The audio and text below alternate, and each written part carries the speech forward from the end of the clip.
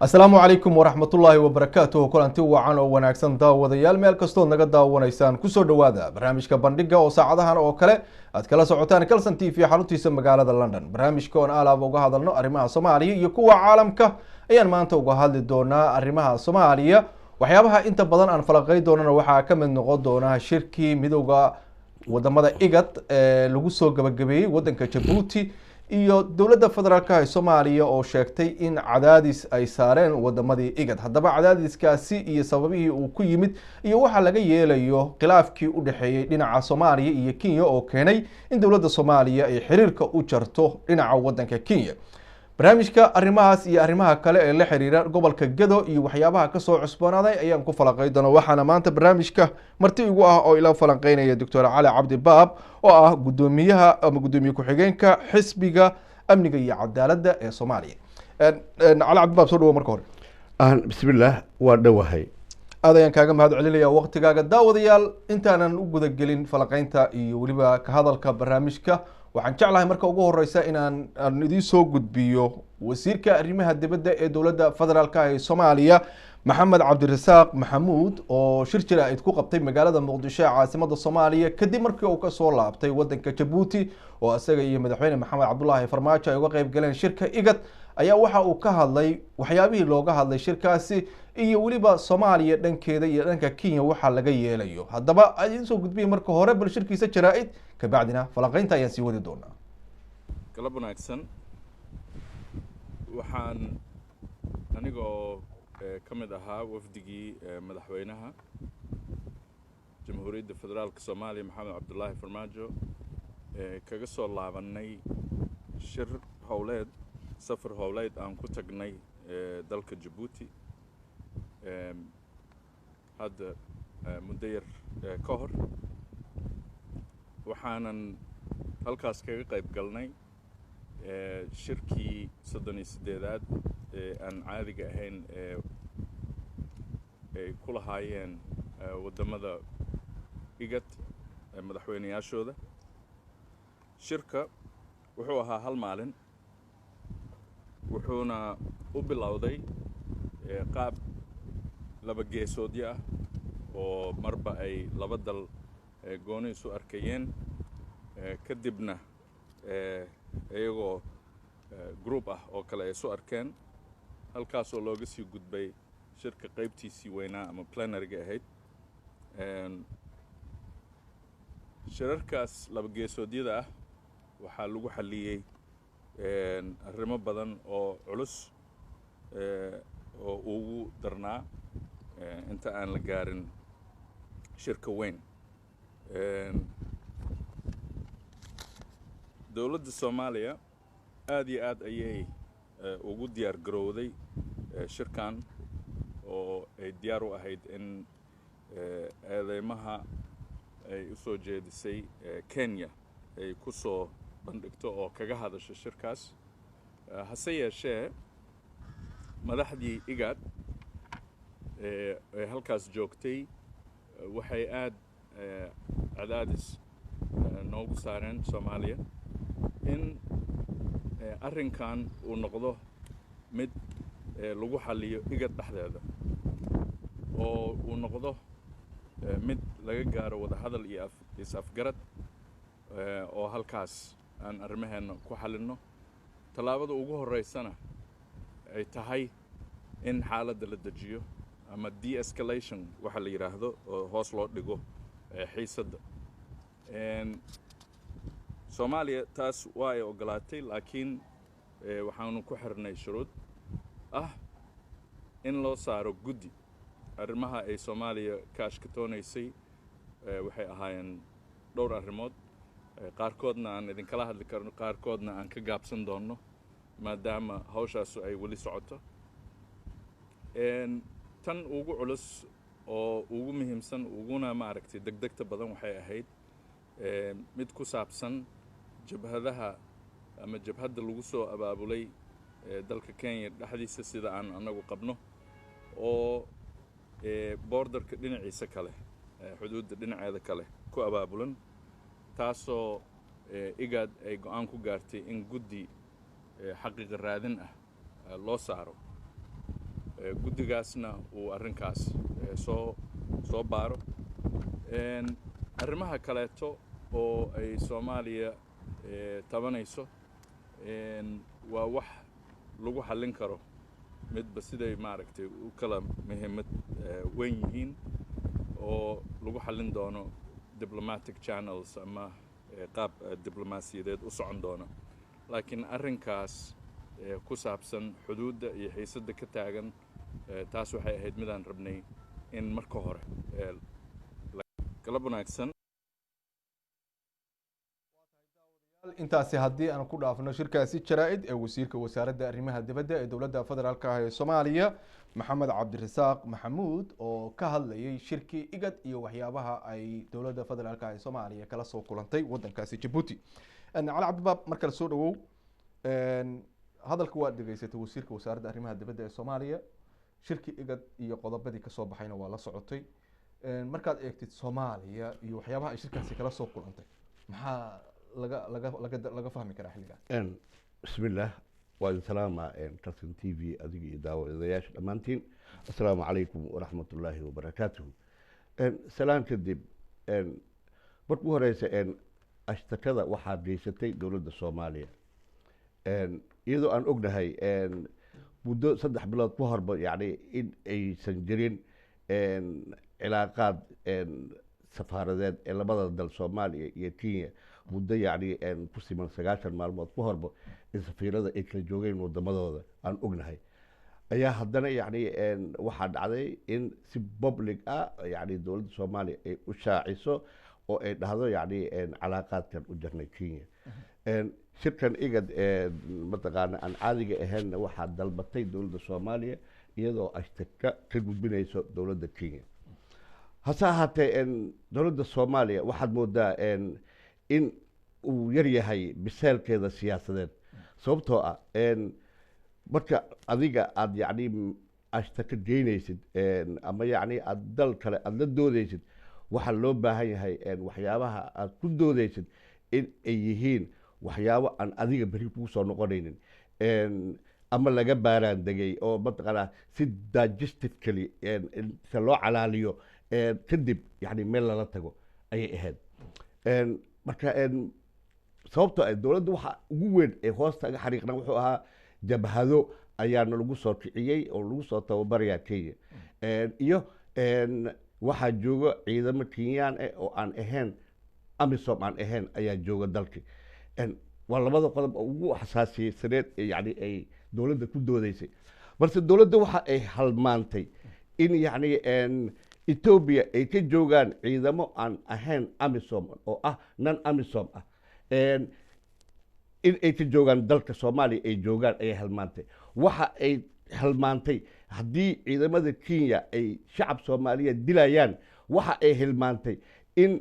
ciidamada Ethiopia ay dilayaan guryahooda ay ku dilayaan guryahooda dhaxdiisa ee shacab Soomaaliyeed sidii ka dhacday magaalada Baydhabo kale marka waxa ay ku doodayso dibadda waxa uu sheegay in wadamada igad ay cadaadis saareen sida aad sheegtay oo la wada ogsoon yahayna Soomaaliya iyada ayaa dalbatay shirkan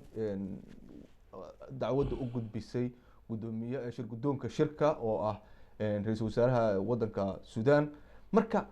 dacwaddii iyo arrintii iyo Soomaaliya ay ka gudbisay Kenya in wadamadii igad ay cadaadis saaraan sida hadda wasiirka arrimaha dibadda uu sheegay maxaa sababaya waxaa sababaya maxamed intii uusan furmin shirkii planariga ahaa weynaa intuusan furmin waxaa dhacay shirar duceedyo ah ayaa dhacay dowladda Soomaaliya looga dhageysanayay waxa ay wadato looga dhageysanayay marka wixii ay wadatay markii ay noqdaan wax mataqaanaa aan yani wax buuran uusan ahayn yani waxa aad ku andacoonaysid ma noqon karo ajandihiina laguma darin xataa ajandihii laguma darin communiqueegii soo baxay laguma darin marka taas waxay keenay waxa ay tusaysaa lack of mataqaanaa maturity inay tahay biseel la-aan siyaasadeed in Soomaaliya ay meesha yani kula tagtay ayna tusaysaa because Soomaaliya arrinta ku kaliftay waxa waaye caadifadaasoo aan ognahay in ay salka ku hayso gobolka Gedo ay salka ku haysaa taas ayaana mataqaanaa dowladda iyadoo aan ka munaaqishoonin iyadoo mataqaanaa aniga ma aqaan yani haddii ay ka wada hadleen xataa ee mataqaanaa golihii wasiirada laga wada hadlay waxay ahayd war waxa la geenaya meesha ashtakada inay ahaato mid dhadhan leh oo dadka soo jiidan karto oo mataqaanaa lagugu jaraabi karo inay noqoto laakiin haddii wixii meesha aad la tagtay aysan ahayn wax la garaawshiya leh haddaysan ahayn aad meesha la tagtay adeer maxaan de waa lagugu soo celina waa lagugu cadaadina inaad edab yeelatid marka qodobada oo shirka looga hadlay iyo waxyaabihii kasoo baxay marka la eego iyo doorka soomaaliya muxuu noqon kara horta waxa ugu muhiimsanaa oo kasoo baxay wuxuu ahaa in doorashada yani ay waktigeeda ku dhacdo heshiiskii yani dhuusmareeb iyo mataqaana kii September oo magaalada Muqdisho in yani qodobadaasi la raaco in la helo doorasho wada ogbol ah in la helo inay dhacdo ayaa ugu muhiimsanaa wax laga hadlay oo communique-ga ku soo baxay waxay ahayd in wadanka uu ka dhaco xilligii loogu talagalay doorasho doorashadaas oo ah mid wada ogbol ah inay noqoto ayay ahayd waxa ugu muhiimsan oo meesha ka soo baxay waa tahay marka aad egtid marka qodobadii laga soo saaray kuma jirto xiriirkii Kenya Soomaaliya ay jirtay marka Kenya iyo Soomaaliya maadaama Soomaaliya xiriirkii jirtay haddana wasiirka arrimaha dibadda hadalkiisa waxa ku jirtay in arrimaha diblomaasiyadda iyo lagu xaliyo arrintaasi marka xiriirkii diblomaasiyadda kala dhaxeeyay Soomaaliya waa ay jirtay Kenya yaa ka shaqeynaya arrintaas oo wakiil uga noqonaya Soomaaliya heer wasiir inay noqoto oo lasoo bilaabo waa suurtagal laakiin waxa waaye waxa ku horeeya waxaasoo dhan ciddii markii hore goysay ayaa laga rabaa haddana inay bilowdo soo celintii inay iyada bilowdo waxaa laga rabaa ciddii horta goysay xiriirka ciddii goysay ilan kenya xiriir ma goynay soomaaliya ayaa goysay xiriirkii hadda iyadaa laga rabaa inay bilowdo soo celintii xiriirka sida nidaamku yahay marka waxaa la filaya waxay tahay in xiriirkii Kenya iyo Soomaaliya uu mar kale dib u bilowdo oo wada shaqaynta ay bilaabato laakiin waqtiga uu yahay ilaa iyo hadda yani ama beri ama saada ma dhihi karno laakiin waa in process la bilaabaa waa tahay wasiirku waxa uu sheegay kale in arrinta la isla soo qaaday oo guddi igad ah loo saarayo in Kenya ay tababarto ama ay wado olole ka dhan ah Soomaaliya oo maleeshiyaad iyo jamhadaha halkaasi ay ka soo abaabulayso qodobkaasi marka aad eegtid miyuusan noqon karin qodob dowladda Soomaaliya ay Kenya kaga garhalayso maadaama dad badan ay rumaysan yihiin in ay jiraan ciidamadaasi markuu horeyso waa inaan horta fiirinaa dowladda Kenya waxaa ka jooga ciidamo amisom oo ku dhimanaya dalka Soomaaliya iyagoo la dagaalamayo argagixisada tan labaad dowladda Kenya waxay noo haysaa dad yani qaxooti ah oo yani aad u badan dowladda Kenya waxaa ku nool ganacsata Soomaaliyeed iyo dad Soomaaliyeed oo meesha yani sidii 90 ilaa hadda deegaan ka dhigtay oo magangeli u joogo ayaa ku nool waana laba dal oo daris ah marka ma ahan ugu soo bood ma ahan siyaasadda adiga oo yani markaas yani fiirinayo dan adiga aad leedahay yani oo ah waxaan waxba ahayn oo ah in doorasho aad ku soo laabato darteed aad yani u geysid gobolka Gedo ciidamo u geysid aad tiraahdid yani gobolka Gedo hadii ciidamo la geeyo Soomaaliya ku tirsan yahay dhageyso haddii xuduud ciidan la geenayo maxaa dhahaa Liwoy Soomaaliya maxaa loo geen waayo Liwoy maxaa loo geen waayo ciidamo haddii la geenayo maxaa Liwoy loo geen waayo maxaa loo geen waaye mataqaanaa berbera maxaa loo geen waaye maxaa loo geen waaye loo yacade maxaa loo geen waaye yani xuduudada maxaa loo geen waaye yani adeerow yani indhaha in ciid isaga shuwa ma ahan maxamed cabdulaahi farmaajo waxa uu wadaaye waa wax muuqda waxaan dhihi karaa aniga farmaajo waa soo habsaamay waa soo daahay xilligii warloorada waa ka soo daahay waa tahay waa ka soo daahay daahistaas iyo imaashihiisa iyo xilliga uu yimid marka xilli warloor loo noqda ma ahan sababtoo ah dadku uu hubeynayo ama ciidamada meesha uu ku daabulayo waa rijinkiisii waa deegaankiisii mataqaanaa marka waxaan dhihi karaa ma ahan kama ahan xuduudaan ilaalinayna iyo xuduudaan iyana ma ahan laakiin ciidamada Kenya halkaas dhibaatooyin aad u badan ayay ka geysteen marar badan waxay ku soo xadgudbeen dadka deegaankaasi ku nool oo waa la ogsoonaa oo xitaa dagaalo ayaa ka dhacay marka ciidamo soomaaliyeed in la geeyo oo halkaasi ay joogaan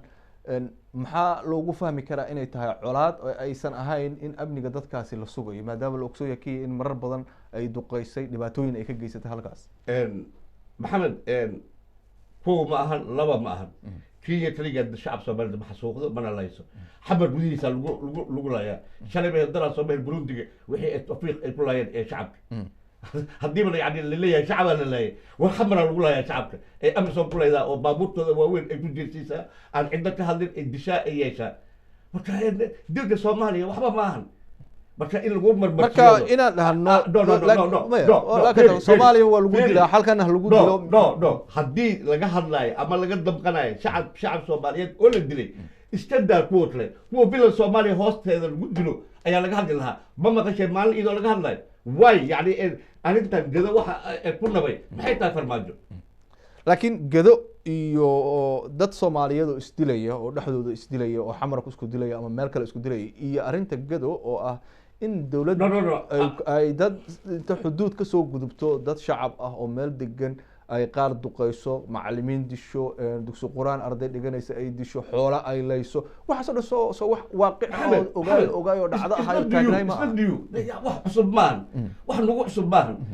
war xamar gudihiisa lagu dilaa bilan soomaaliya hoosteeda lagu dilaa ciidamada amisom ay ku dishaa shacabka soomaaliyeed marka dalka isaga u baahan dawlad hanata ayuu u baahan yahay dalka uma baahno yani dawlad caadifaysan uma baahno dalka wuxuu u baahan yahay dawlad awood leh oo hanata dhabna ka ah yani waxa ay maandinta u haysato laakiin in shacabna yani kuwa xabar lagu dilaayo soomaali mahna miya kuwa baydhow lagu xasuuqayo soomaali mahna miya kuwa yani galmudug lagu xasuuqayo soomaali mahna miya marka in midna la dhaho waa shacab soomaaliyeed kuwana laga aamuso adeer maxaan taa sheekadaasi maahan reality maahan waa tahay laakiin jamhadda ay kenya soo abaabuleyso oo soomaaliya ku abaabuleyso oo dowladda soomaaliya ay sheegtay oo ciidamo ay diyaarinayso oo dhinaca soomaaliya ay u wado oo gado iyo gobolkaasi inay weeraraan ay qorsheynayaan taas ma waxaa leedahay wax jira maaha maxamed haddii jabhad ay run tahay ay jirto soomaaliya shirkigeeda geli lahayd evidence iyadoo wado cadeymo iyadoo wado ay shirka iga deen lahayd cabdirashiid janan ma jabhad ba jananaa joogo soo deegaankiisa maahan janan ma jabhad miya jabhad maahan waa wasiirka amniga jubbaland ciidamada joogana waa ciidamada jubbaland aniga ma aqaan jabhad meesha ka timid jabhad waxaa dhihi karaa firi war ciidamada diyaaradaha lagu qaadayo war maxaa loo soo marsiin waayo wadada dheer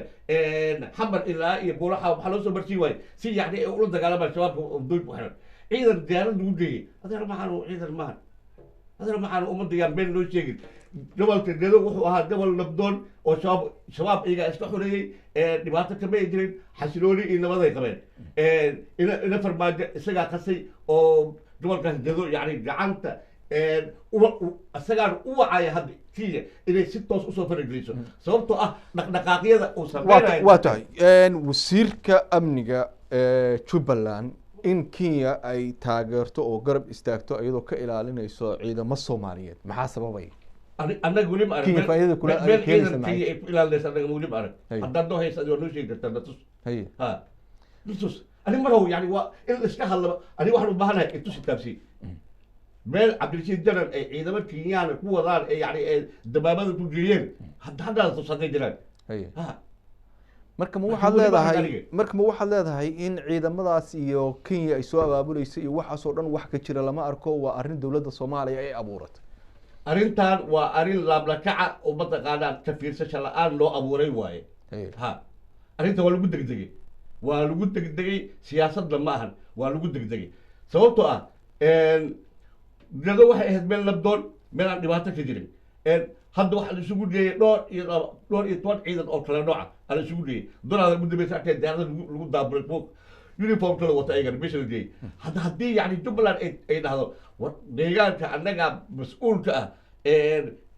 ama hala dhaho gado hala dhaho kama mid ah jubbaland war la yaqaano waay oo ha laga saaro jubbaland ama haddii ay jubbaland ka mid tahayna ha loo daayo jubbaland nimadeeda ha loo daayo laakiin waa tahay arrintaas dad badanaa kusoo celceliya laakiin jubbaland markaad eegtid deegaano waxaa jooga ciidamada soomaaliya ee dowladda federaalka deegaano kamidana waxaa jooga ciidamada maamulka jubbaland marka in jubbaland ay tagto gobolka yaa hortaagan oo diidan waxaa hortaagan ciddii ciidanka geysay laakiin ciidanku waa ciidan dowladda soomaaliyeed ka socda ciidanka haddii ciidan soomaaliyeed yihiin sababta ay ugu diidan yihiin ciidamada jubbaland inay wada shaqeyn ileen maamulada salmo wada joogaan laakiin ilaa iyo hadda meel la yiri meel lagu yiri ciidamada jubbaland kama howlgeli karaan waa la dhahay hay waa la dhahay yaa yiri hebelo maclimu baa dhahay hay ha meel walba waa wada joogaan ciidamada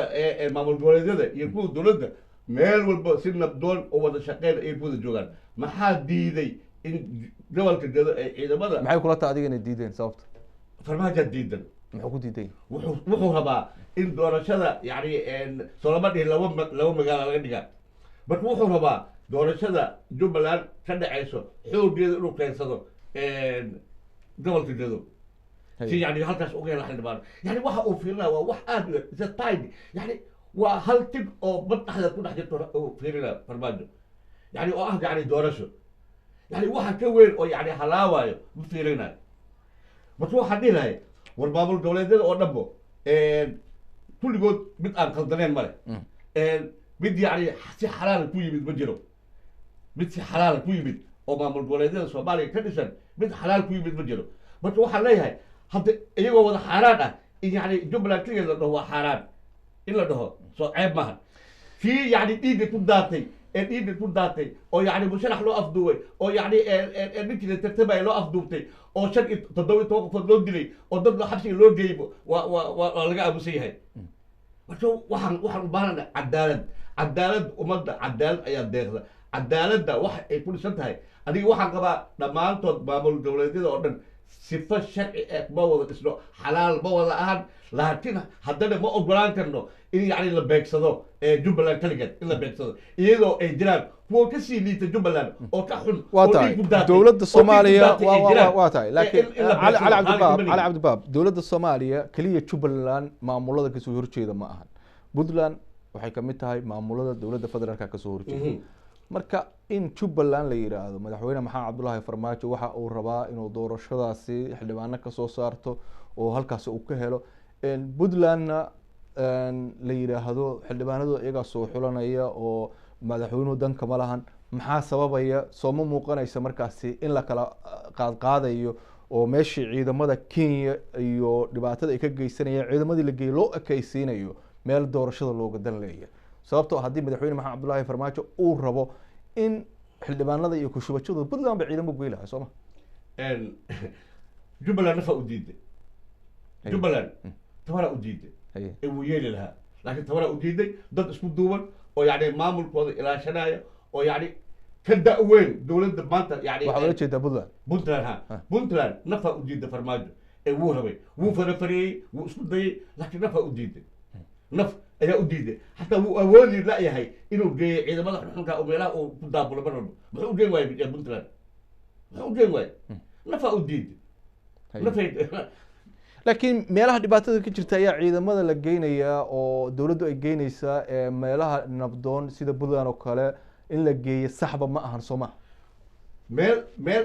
qalalaase ay ka jirtay maba jirinbo waa aniga kuu sheegay gobolka gedo wuxuu ahaa gobol aad u xasilan shabaab ma joogin mataqaanaa iyagaa ismaamulayay wax shabaaba ma joogin nabad iyo caanay qabeen koonfur galbeed saasoo kale marka farmaajo isagaa qaska iyo qalalaasaha geliyey isagaana abuurawey marka waxaan leeyahay farmaajo too late waad soo dahday xilligii mataqaanaa warloonada waad ka soo dahday waa tahay hadda waxaa muuqata awooddii in la iskugu geeyey in xiriirka loo jaro kenya in mucaaradkii dowladda soomaaliya ay ku aadeeyaan inay dooneyso doorashada inay ku shubanayso shabaabna ay geysanayaan dhibaatooyin aada u badan oo gobolladii dalka soomaaliya qeybo kamid a ay saraakiil ciidan ku dilayaan deegaano kale oo ay dhibaatooyin kale ka geysanayaan deegaanadii ay ku sugnaayeen ay hadda og yihiin in ay tahay meel aan shabaabba dhibaato iyo midna aysan kala kulmin oo ay iska degan yihiin oo deegaan caadi ay u noqotay marka in shabaab laga mashquulay oo kenya iyo mucaarad iyo doorasho iyo hawshoodii keliya laga hadlayo ma u malaysa hadda shabaab waa la halmaamay shabaab waxay canshuurta qaadataa hay-adaha dowladda ay canshuurta qaadataa waxay maamushaa ay gacmaha kula jirtaa hadda doorashada soo socoto sida yacni xildhibaano ku yeelan lahayd ayay wadaan maalin walba yacni waxay dhibaato ku hayaan shacabka cid ka hadlaysana male xudur waad maqashaan umaleynaa maalin dhaweed yacni dhowr iyo 10 gawaari in mataqaanaa laguwey oo raashin waday marka dhibaatada meel walba yacni ay shabaab ku hayso waa loo jeeda laakiin waa laga mashquulay cid yacni dan kale male waxaad moodaa in ay dowladdii iyo shabaabba ay isku bilantay ayaad moodaa waa tahay marka dhibaatooyinka arrintaasi ka dhalan kara marka laga eego hadda waxaad sheegto oo kale in xildhibaano xataa ay doonayaan inay ku dhex yeeshaan dhibaatooyinka marka shabaab iyo ka imaan kara iyo dhibaatooyinkan hadda laga qaylinayo oo laga cabanayo oo ah doorasha lagu shubanaya iyo kana dhacaysa iyo Kenya ciidamada soo gelinaysa marka la isbarbar dhigo kee u halis badan dadka Soomaaliyeed wax u halis badan arrinta shabaab sababtoo ah shabaab waa la halmaamay waa la iska dhaafay hay-adihii ku milmeen waxay soo xuli doonaan baarlamaanka soo socdo sababtoo ah lama heli doono ergada la sheegayo lama heli doono sababtoo ah kuwii ayaga ku horey waa tii la laayay hadda waxay noqonaysaa ergada laftigeeda inay ka yimaadaan shabaab ayna soo xulaan xildhibaan shabaab ah marka aniga waxaan leeyahay inta Kenya iyo mataqaanaa lagu mashquuli lahaa iyo waxaan macno lahayn dalka in yacni dib u xoreen u baahan yahay in dalka dib u xoreen la geliyo ayuu u baahan yahay maxaa cabdullahi farmaajo yacni dhowr iyo 10 jeer wuxuu labistay tuuto wuxuu cilaamiyey dagaal ilaa iyo maanta yacni kilomitr 4 ma tegin ilaa iyo maanta kilomitr 4 ma tegin waa tahay ugu dambeyntii waa aragnaa Soomaaliya iyo Kenya iyo xaaladooda iyo halka ay marayso xiriirka Soomaaliya iyo Kenya muddo ayuu hadba wuxuu sii xumaanayay ilaa iyo wixii ka dambeeyay markii madaxweyne maxamed cabdullaahi farmaajo la doortay ma ku muuqataa hadda in xal loo heli kara arrintaas oo dowladda Soomaaliya iyo Kenya ay isfahmi karaan oo dhibaatadaasi si Kenyana aysan dhibaato uga soo gaarin Soomaaliyana aysan dhibaato uga soo gaarin xal loo heli kara arrintaas marka horeyso dowladda Kenya waxay haysataa kaarar badan oo Soomaaliya ay kula dagaasho dhinaca siyaasadda marka ima muuqato Soomaaliya qaabka diblomaasiyadda hadda yacni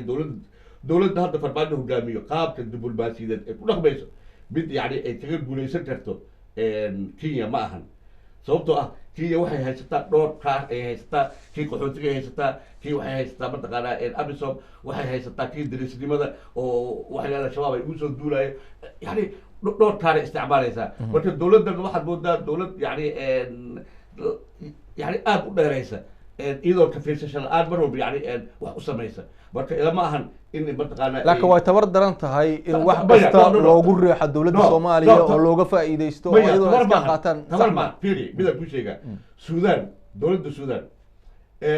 waxa laga haystay xilligii minister Xela Maryam dhul laga haystay dhul beereed aad u weyn yani aad u weyn laga haystay xilligii TPLF waa laga haystay kama ay hadlaynin hadda yani markii ay aragtay in fursad ay u banaanaatay oo ay isku dhaceen Itoobiya dhexdeeda ay qoomiyada noqdeen dhulkeedii si toos ah dhulkeeda u qabsatay iyadoo yani qofna aga dhiman iyadoo yani aan qiimo tiirin dhulkeedii tartiib yani marka waxaa la rabaa inaad ogaatid tabartaada aad sugtid fursadda waa inaad ilaalisaa fursadda haddaadan yani ka faa'iidaysan karin oo aad yani fursadda maxaa kaaga imaan kara saacaddan yani waxa aad samaynaysid maxaa kaaga imaan kara haddaadan dhayrin yani dhibaatadeeda leedahay marka Suudaan fiiri waa dhowr iyo 30 sano dhowr iyo 40 sano ay dhulkaas yani waana dhul beereed aad yani barwaaqo ah ay ka aamusneed oo yani ay la sugaysay timekii marka waxa hadda right time la gaaray waqtigii saxda ah way u duush waa qabsatay marka waxaa loo baahan yahay in wax walba yani intaan la sameynin laga fekero siyaasadda ma ahan yani wax yani fudaad lagu geli kara maahan yani waa kugu soo noqonaysaa tan hadda yani Djibouti ka dhacdo kale way kugu soo noqonaysaa marka waxaa la rabaa in laga fiirsado laga baaraandego la adoroso ayaa loo baahan yahay siyaasadda intaan yani waa tahay Cali Cabdi Baab aad ayaan kugu mahadcelinaya daawadayaal barnaamijka bandhiga oo maanta uga hadlaynay shirkii IGAD iyo dhinaca Soomaaliya waxyaabihii uga soo qabsoomay iyo dhinaca kale gobolka Gado iyo arrimaha ka soconaya waxaa maanta falanqeynaya Dr. Cali Cabdi Baab anigoo Maxamed Salaad oo idila socodsiinaya Cabdiraxmaan Soomaali ayaa farsameynayay inta barnaamij ay kulmi doono dhamaanteen waxaan idinkaga tagaynaa sida ay nabadgelyo wassalaamu calaykum waraxmatullaahi wabarakaatuh